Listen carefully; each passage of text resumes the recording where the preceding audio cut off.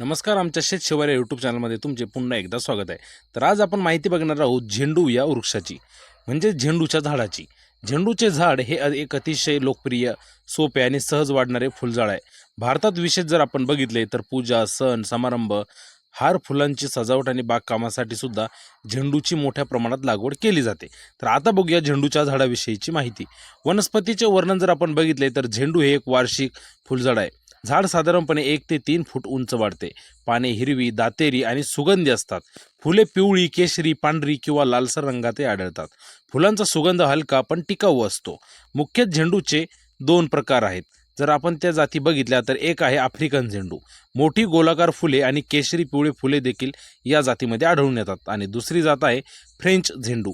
आकाराने छोटी पण जास्त फुले या प्रकारच्या झाडांना येतात. हवामान व जमीन जर आपण यासाठी बघितली तर झेंडू गरम आणि कोरड्या हवामानात चांगला वाढतो. वालुकामय ते मध्य काळी माती सुद्धा यासाठी योग्य आहे. पाण्याचा निचरा